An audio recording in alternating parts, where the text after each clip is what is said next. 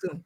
Good evening. Thank you for joining us. I'm so excited to have my esteemed guest, Lysa Phillips, with us, along with my esteemed co-host, Rhonda Woods, who is a wellness and empowerment coach, and Lysa Phillips, who's an author and entrepreneur.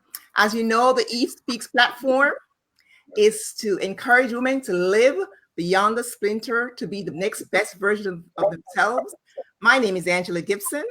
And this platform was founded on my own journey to become the next best version of me.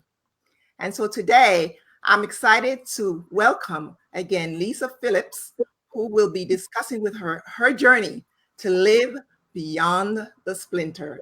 As is referenced in my book, Peace Beyond the Splinter, Reclaim Your Promise of Peace and Profit from Anxiety's Grip through Prayer.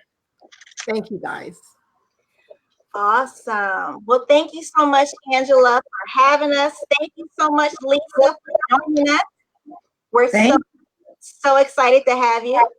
Thank you very much. It's a pleasure to be a part of this exciting journey with you guys. I'm very excited to share my story. Awesome. Well, let's go ahead and get started. So I heard Angela say that you were an entrepreneur, an author, and a speaker. And I just happen to know that at one point you had a thriving career in the corporate world. You worked for a large healthcare company. You were a marketing manager. And so why don't you share with our audience a little bit about how you made this transition from the corporate world into entrepreneurship? Wow, it's my pleasure. I started in marketing for a healthcare organization about 14 years ago. It was a position that I was excited about. Marketing healthcare, working in a not-for-profit organization. Actually, it was a Catholic organization. It was exactly where I wanted to be. I love what I did. I love helping people. And I was very, very excited about that. I learned a lot in that field. I engaged with many individuals, from not just patients and families, but also dignitaries within the District of Columbia. We not just provided health care for our sick patients, but we did a lot for the community. And it was an exciting job. It was very exciting, but it was also stressful. And back in 2017, the organization did some restructuring, and many of the departments were eliminated. Mine, being one of them.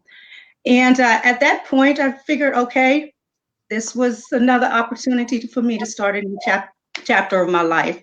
And I decided, why not do for myself what I've been doing for the organization? So I decided back in 2018 to start my own business, LPS Marketing Designs, LLC. Which focuses on marketing, creative solutions in print design and photography. And that was one of the best decisions I made, not just for the financial aspect of it, but also for the freedom and the ability to, just do what I want to do when I want to, not have to deal with traffic. All of those things were definitely a hassle and stress. So I started that in October of 2018. And right about now, it's getting off the ground, but it's definitely keeping me very, very busy, and I'm very excited about that. I've actually maintained or actually pulled in clients by word of mouth through my website and social media, friends and families. I do, like I said, marketing. Graphic designing is one of my, print graphic design is definitely one of my specialties. All type of promotional items from small to large for individuals and organizations, brochures, and more, much more. Wow. Lysa, that sounds incredible. I mean, that sounds like you had a lot of responsibility. So tell me how, if you were comfortable, I assume you were living comfortably in a steady job with a steady paycheck, a 9 to 5. You probably had benefits. I'm assuming you had maybe like some type of direct deposit. And then all of a sudden your job went away. I love that. Direct deposit. Right away. Yeah, that's your guaranteed pay, right? Yes, yes. Okay, so you're in your job, you're living your best life, you have all this responsibility, you're in this growing company, and then your department is eliminated. So what's going through your mind? Like, how did you make the decision to not go to another job, but instead you decided, let me venture on to entrepreneurship where there is no steady paycheck, there is no 9 to 5, there is no direct deposit. So how did you what was going through your mind at that time? Well, actually, and I'll be, really honest with this. The day before I got laid off, was the day I got laid off was a Monday. Sunday in church, the Lord spoke to me and told me to be at peace. Now, mind you, I had no idea that I was going to be laid off that Monday. Wow. And I had that peace. And that Monday, when they told me that my position was going to be eliminated, my department was going to be eliminated, it was, I didn't have a feeling of, oh my gosh, why? I was at peace. Wow. Said, you know what, Lord? I even told the VP at that point, I said, you know what? I knew this was going to happen today. I knew this was going to happen. I said, the Lord already spoke to my spirit, so I'm okay with it. And she said, well, react to a layoff this way. I said, but it's okay. And but what I've learned over the years, my mom taught me a lot. She taught me how to save. She taught me how to make sure that I have enough finance for at least 6 months.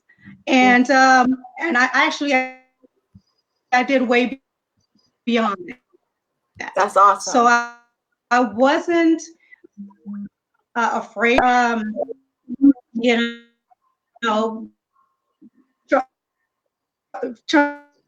to figure out, oh my gosh, I'm going to take in my children. Your sound. I just kind of knew that I was prepared. And again, the Lord prepared me for this. So I was okay with that. I was okay with that. Yes, the steady direct deposit benefits was great. It was just something that I knew that I just go from there. Wow, that's incredible, Lysa. We're having a little bit of trouble with your sound a little bit. I'm not sure if you can adjust that quickly. Are you able to hear me okay?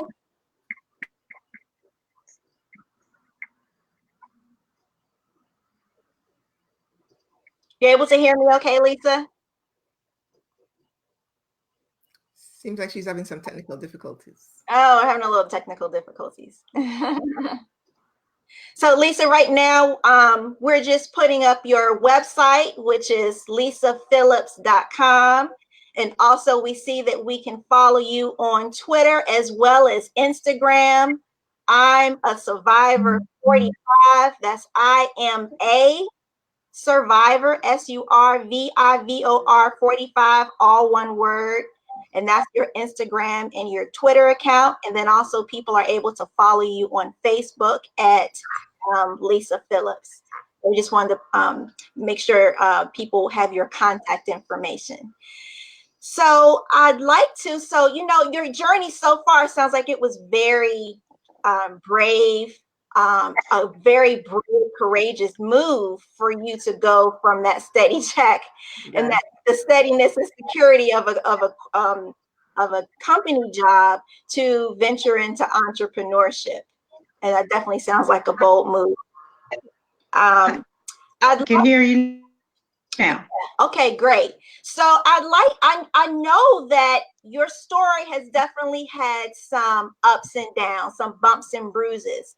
So I would love you to I can kind of, hear you now. okay, great. I'd love for you to I can hear you. Okay, I'd love for you to share, Lysa, a little bit about, some of I know it hasn't always been on the up and up for you. So I would just love for you to share a little bit about some Mhm. of the downsides of your journey, your life journey. Like, I understand that your late husband, who actually was your high school sweetheart that you had known for years, and you two had gotten married, you had two sons together, and he was very well known, highly regarded in the community as a DC firefighter, and he died in the line of duty. And I just can't imagine, like, all of a sudden having that type of tragedy happen out of the blue. So I'd love for you to share with our audience just what that was like for you.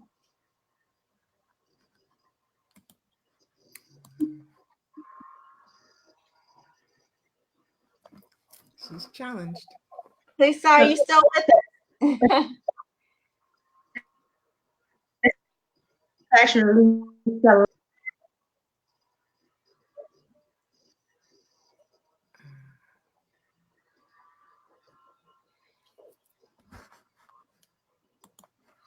Police, are you still with us? I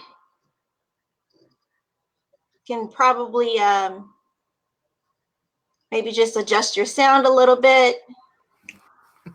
Well, it never fails. Technical difficulties, ladies and gentlemen. This is how it goes. We're live. Just gotta love technology sometimes. Yeah. We were doing really good. We had 3 people live, on our interview today. Lysa was just about to get into the nitty gritty of her story, what we've all been waiting for, and let's just see if we can give her a little bit of time to adjust her sound a little bit. She's about to tell the part about her losing her late husband in the line of duty. I think we lost her altogether. Maybe she's going to reconnect. Let's wait. Okay. So, so once again, just want to thank our audience for joining us. We're just trying to get through a little bit of technical difficulties here. As Angela mentioned, this platform is Eve Speaks, which is an organization that seeks to empower women to thrive in all areas of their lives so that they can be the best version of themselves. This is Angela's baby, birthed. Also, her book, which is Peace Beyond the Splinter. Reclaim Your Promise of Peace and Profit from Anxiety's Grip Through Prayer. I've actually read it twice. It's amazing. And so that's sort of how we came about with this Living Beyond the Splinter interview platform, and having special guests, twice a month or so. And so Lysa's our special guest today, which we're hoping we can get her back on so she can tell her story, her incredibly inspiring story and her journey. Certainly, we are experiencing a splinter right now. We're trying to navigate it. Hear her story. Technology splinter. Right. Technology splinter is happening right now. It is, though, life is full of splinters, and we just have to adjust our mind and adapt to the moment so that we can make it through, so we can press through. So that's the encouragement I have for the audience. Whether or not we are able to complete our interview today, do be sure to join us on our page at Eve Speaks or within the group, where we are just encouraging women and men, no discrimination, to really go for it and press through to dig out the splinter. A lot of times I know for myself, the splinter for the longest time had kept me stuck, had kept me in a place of just hiding, afraid to step up to my potential, my promise, and yeah, even my profit. So I was able to start a business, able to fight anxiety, which I still fight. A lot of people are struggling with different kinds of emotional struggles. That's definitely my splinter.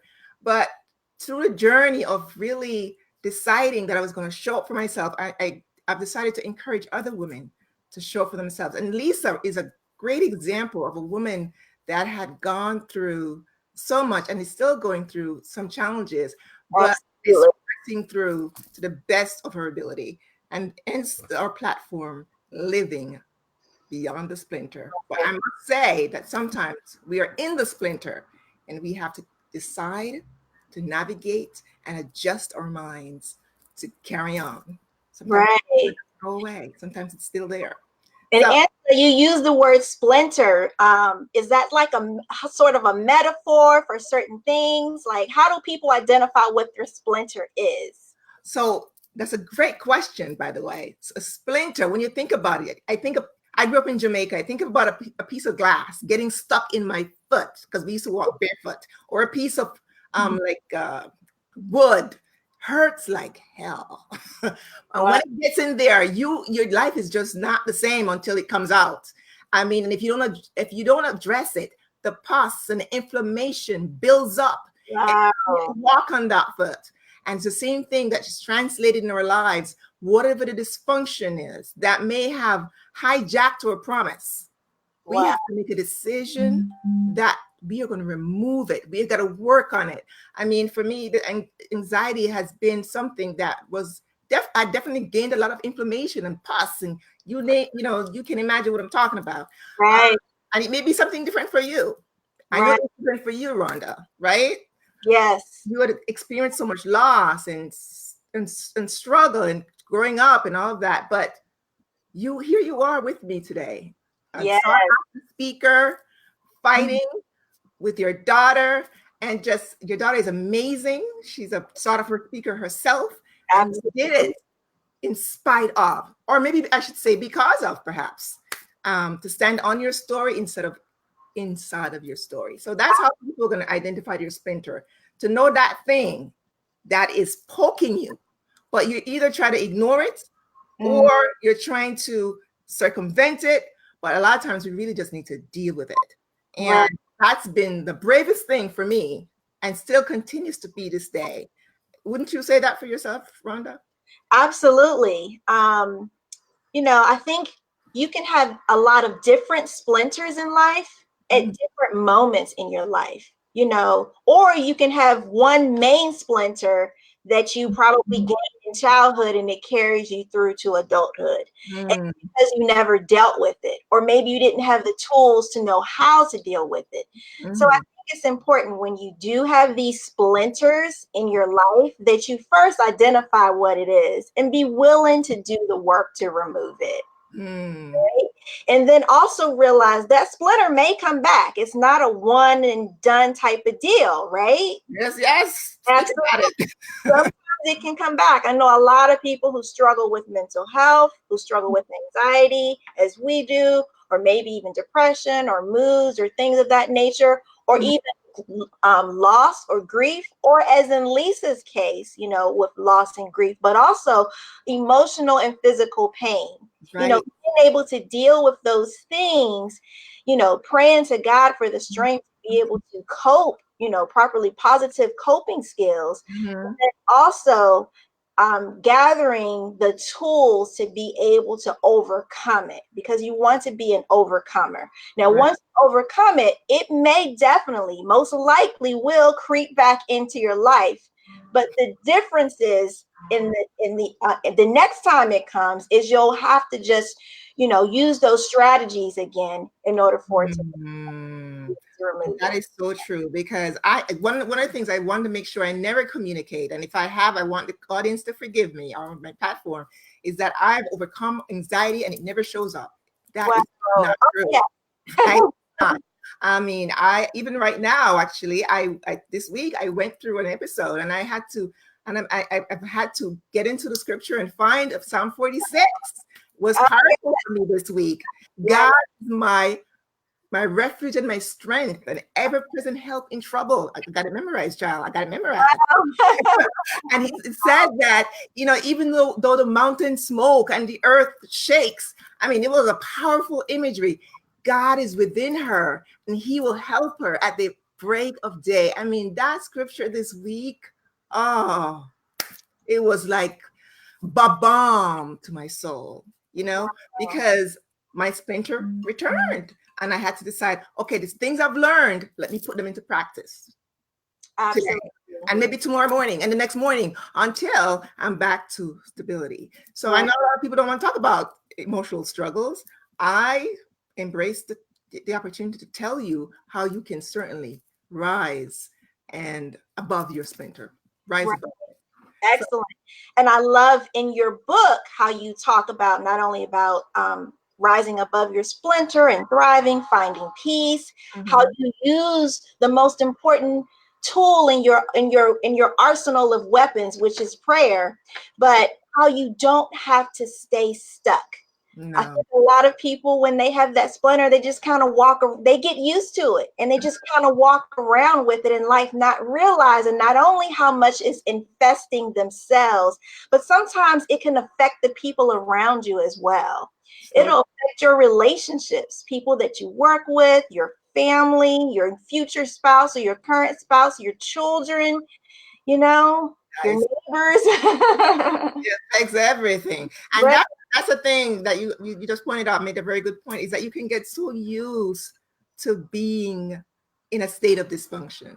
Absolutely. We That is, normalize it, right? We normalize it. yeah, we get so used to it. And I was reading a scripture recently where God was talking about how, woe unto those who call bitter sweet and sweet bitter, who call bad good and good bad.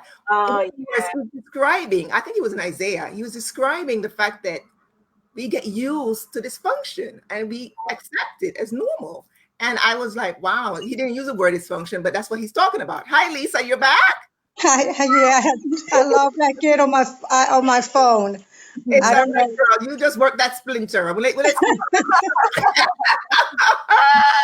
It's always something with technology. yeah, Absolutely. it is.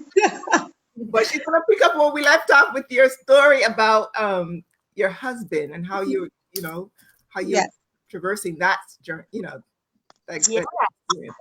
yes. Well, just imagine meeting your, I guess, childhood love at the age of 16. Anthony and I met when I was working at Popeyes on New Hampshire Avenue. That was my first job, Popeye. First job, Mm, first job.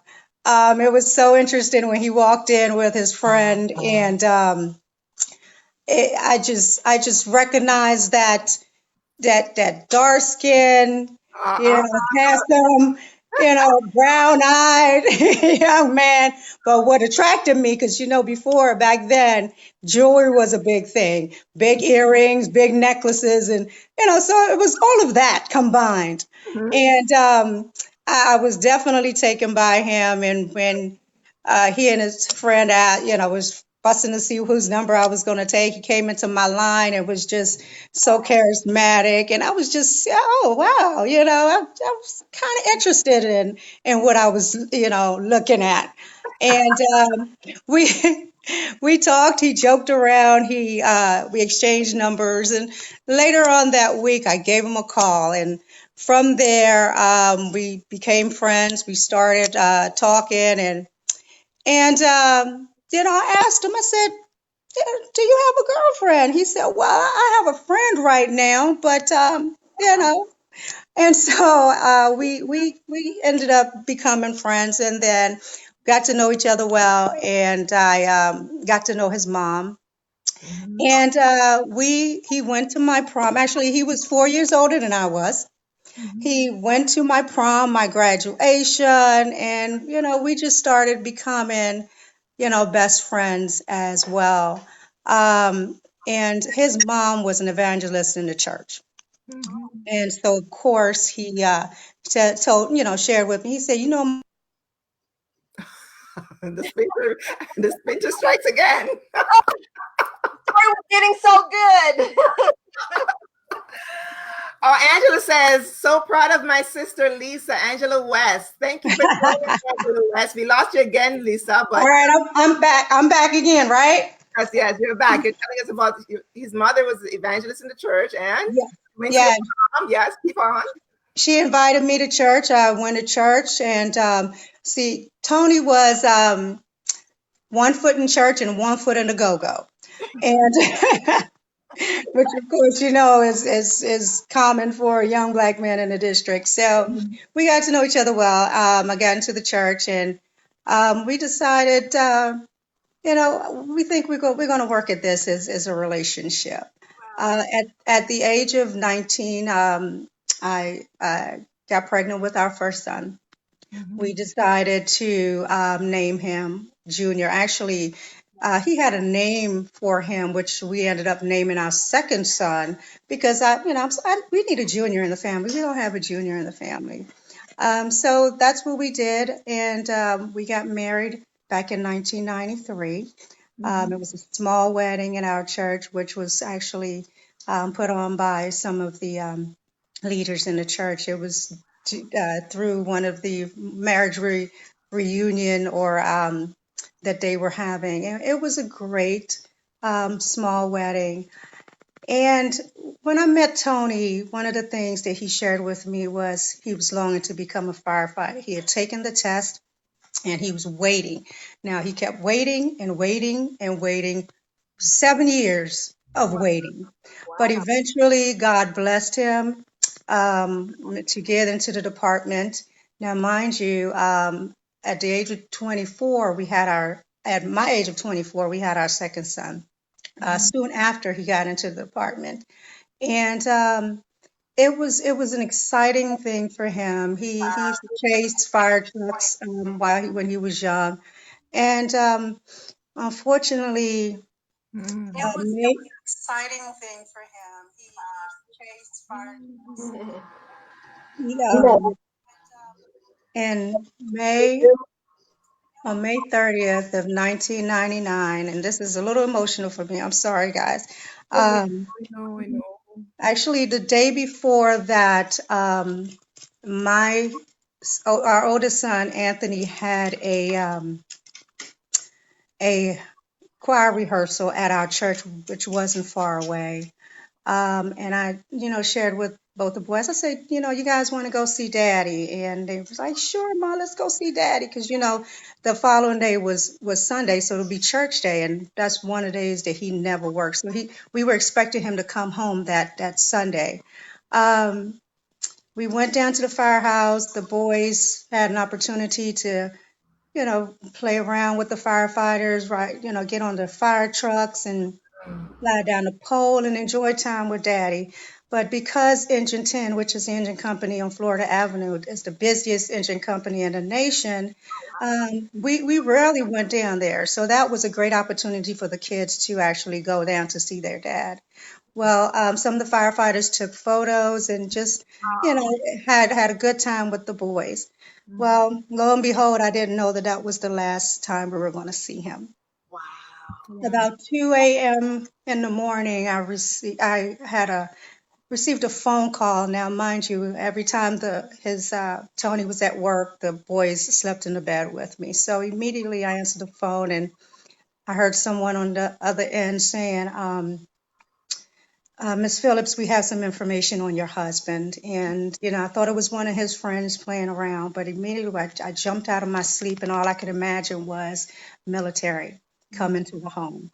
I went downstairs, opened the door, and a chaplain and a firefighter was at my door.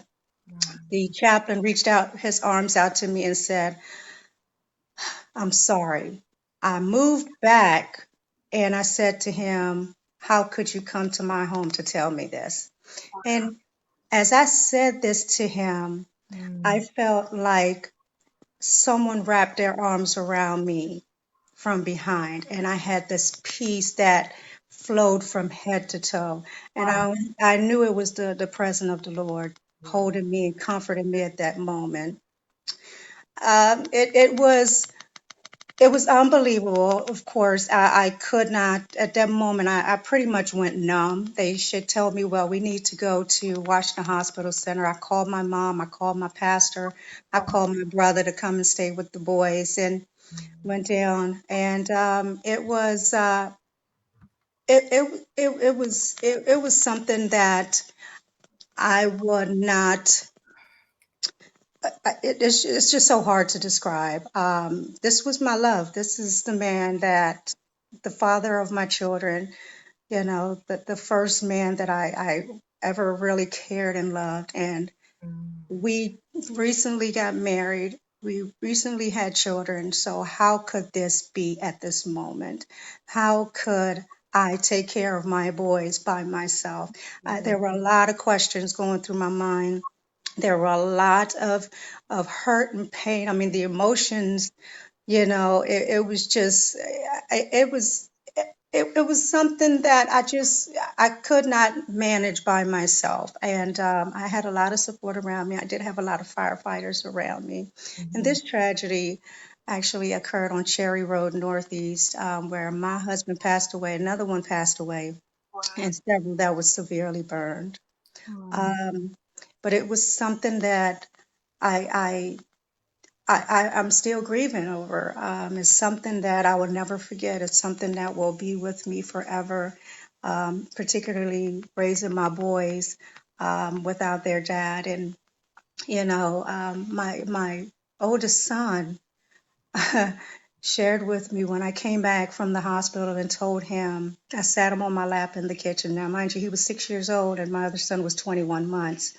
And I shared with him, I said, sat him on my lap, and I made reference to one of the mothers in the church who had passed away, who had babysat him.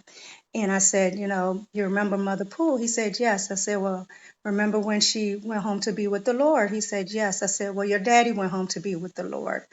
Oh my goodness.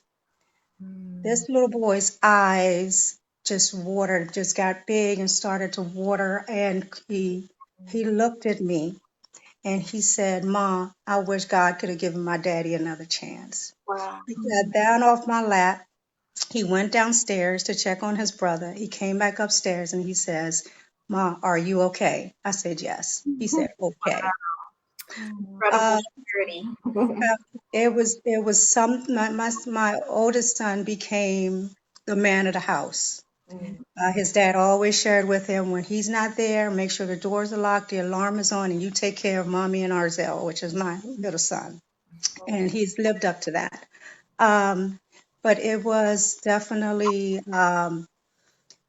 something that, like I said, it's hard to deal with, and it was hard to do, and it's still hard to deal with. I'm still grieving. Actually, it was I Absolutely. I it's difficult. It's a very difficult position to be in, difficult place to be in right now. Lysa, I can't even imagine losing a high school sweetheart that I had known for a long time, that we, started our life together, got married, have two young sons. I mean, so young, and to have to tell those two young boys that their dad went to be with the Lord. That has to be incredibly difficult.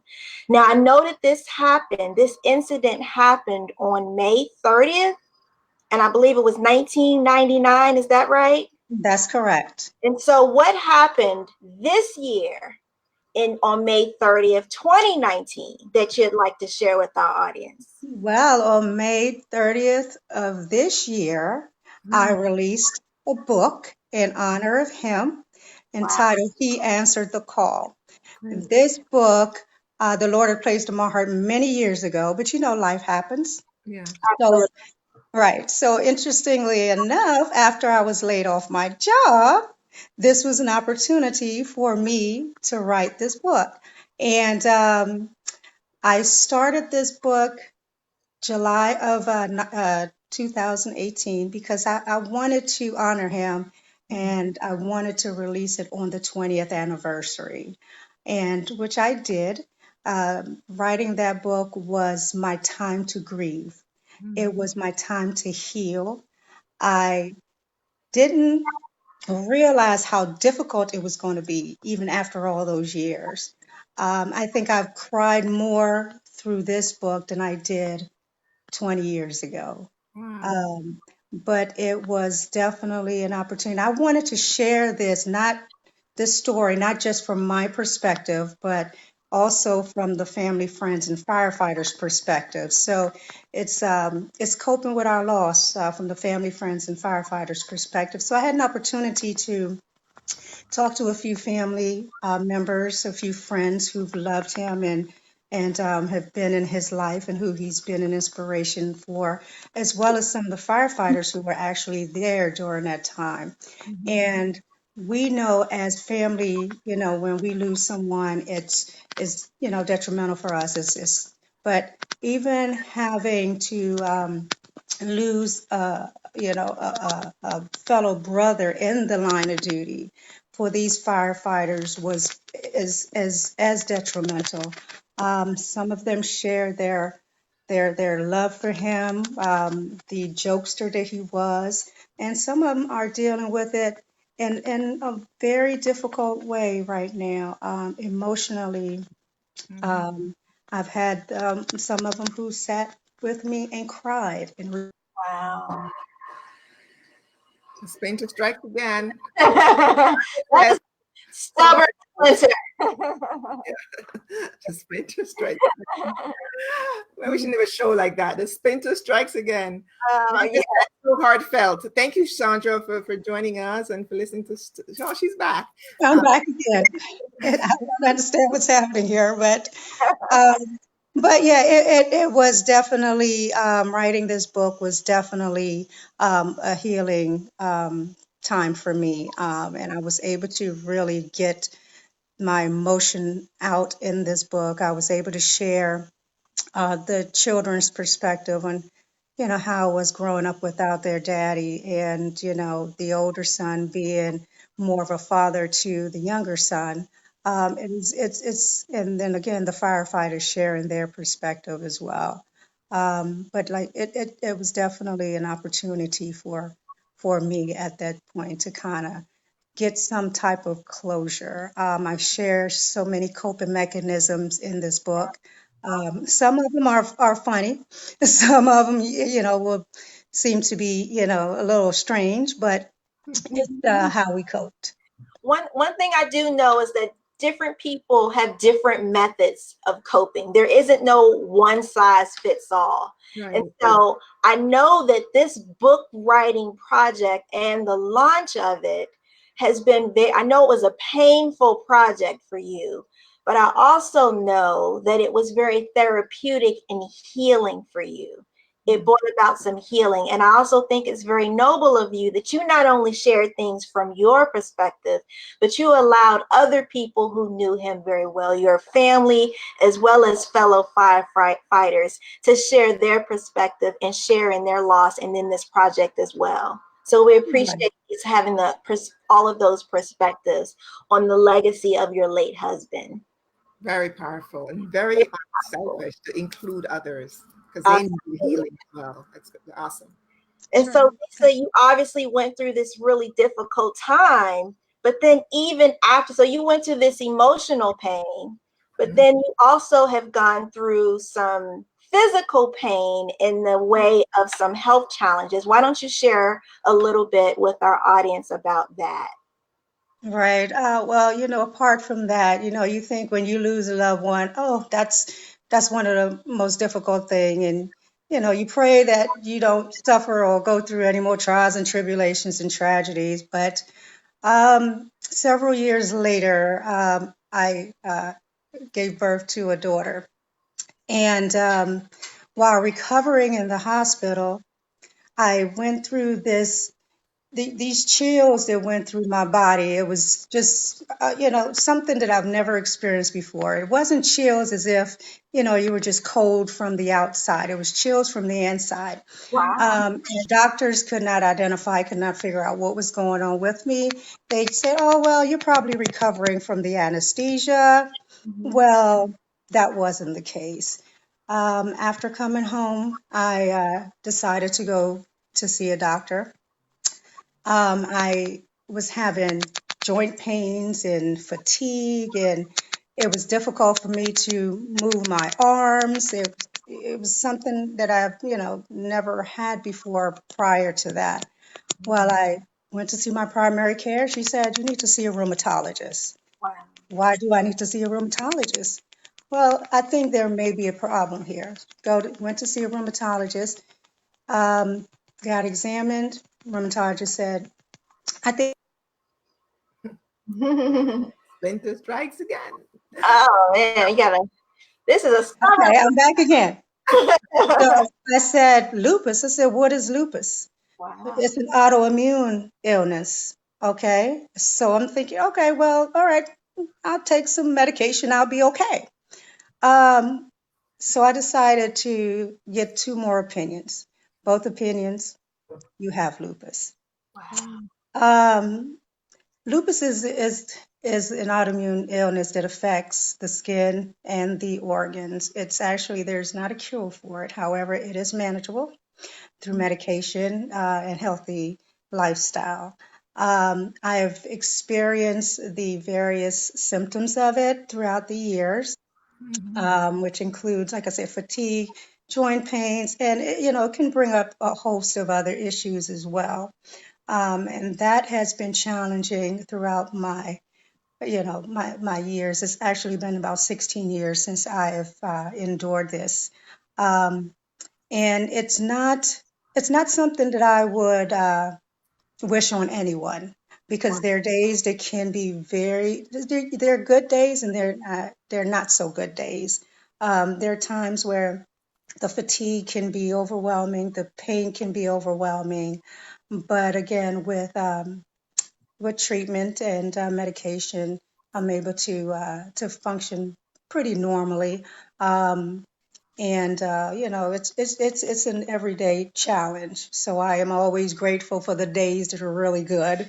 It's raising my children with this was definitely a challenge as well. But with God, grace, and mercy, and the strength that He's given me, I've been doing very well. So with the medication, which is not it's not difficult with the medication, but one of the things with lupus is that they're different. It affects people differently, and then there are different stages of it. So mine had been pretty mild. So I'm grateful for that, but it definitely is. It's not. There's no cure for it at this time. But like I said, with medication and treatment, you are able to live a good life. Wow. Well, um, Lysa, I know that having that type of autoimmune disease must be challenging. I mean, it just seems like you've gone through a lot of different challenges in life, and yet you are still standing, you're still thriving. I mean, an author, a speaker, Yes. and an entrepreneur and a business owner. I mean, that's just amazing. And I know even with this lupus, you, instead of just kind of sitting back and being a victim, you're actually doing things to fundraise, you speak, and you educate and spread awareness about lupus, so that because I know a lot of people probably don't really know what it is, or what to do about it. And so definitely want to celebrate you for that. I mean, that is amazing. Yeah. Amazing. Yes, lupus is very hard to detect because it presents the same symptoms as many other illnesses like fibromyalgia, Um, arthritis, and various illnesses that deals with the joints, and but it's very important that I share with women. Is very important, and men. It's very important to kind of pay attention to your body. right. When you feel pain, joint pains, when you feel overwhelmingly tired and exhausted, because fatigue is not just I'm tired. Fatigue is a mental drain, it's an emotional drain, it's a physical drain. So I share with, individuals, when you feel something like that, go get checked Right. Yeah. because you never know what it is. And it affects millions of people, mostly women. Wow. Um, and, of course, as women, we are mothers, we're, employees, we're entrepreneurs, we're trying to do everything, and we don't pay attention to our bodies as much. We Right. take care of everybody else but ourselves. Oh, But stress is one of the major factors of oh, lupus flares. wow. So Good that's one to thing know. that definitely has to be controlled as much as possible. Thank you so much for sharing that. So, Lysa, despite loss, grief, emotional, and physical pain, you Yes. have turned all of that pain into passion and purpose. You are standing for us today, a very strong woman. All glory to God. Thank Amen. you so much for sharing your story. Um, where can if our listeners want to find your book, where can we find your book? How do we get your book? Tell us the title of it again and where we can buy it. Okay, the title of the book is He Answered the Call, Coping with Our Loss, the Family, Friends, and Firefighters Perspective. And it can be found on Amazon.com and BarnesandNoble.com. Also, I will be doing a signing, another signing at Reed Temple Glendale location on September the 14th at the Community Health Fair between 12 and 5 p.m. Awesome. That's incredible. Well, Lysa, you have a very inspirational story. You are like a true example of what it means to persevere, what it means to stand strong, what it means to have resilience and tenacity.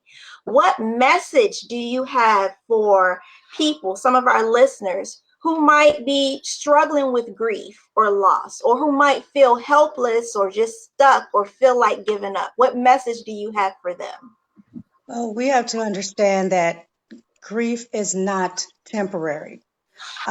Grief is something that you will always go through, but again, it's how you go through it. Right. It's a state of emotion that you can actually get through.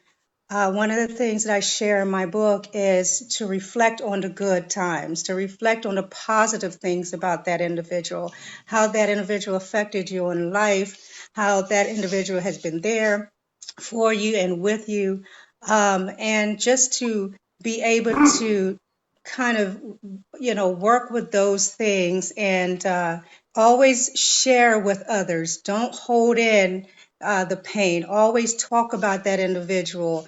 Like I said, talk about the good times and talk about that, everything, your experience with that person.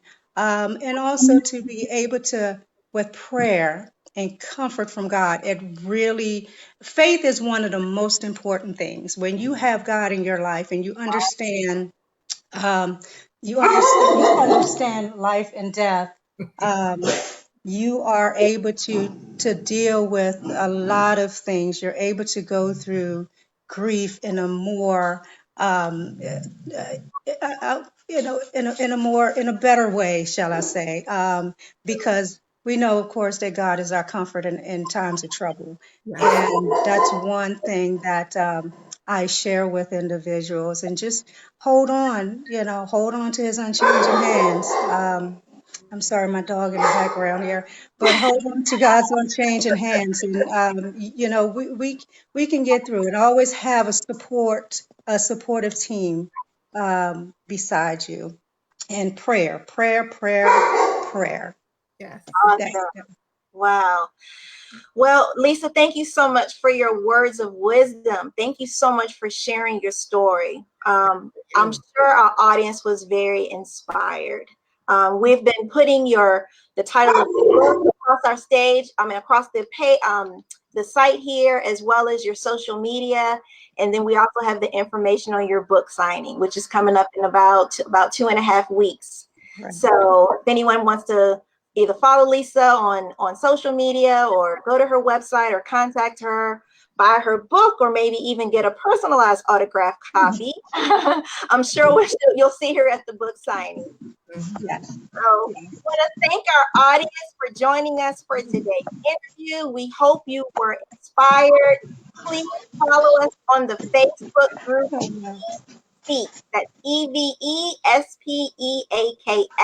and be a part of our growing community. Yes, indeed. We look forward to seeing you on the page or in the group. And don't forget to pick up my book, Peace Beyond the Splinter, Reclaim Your Promise of Peace and Profit from Anxiety's Grip Through Prayer. We are excited to be a part of your journey as well, to continue to be relentless about becoming the next best version of yourself by living beyond your splinter. Thank you for joining us. Thank you. Have a good night. Thank you. Bye, guys.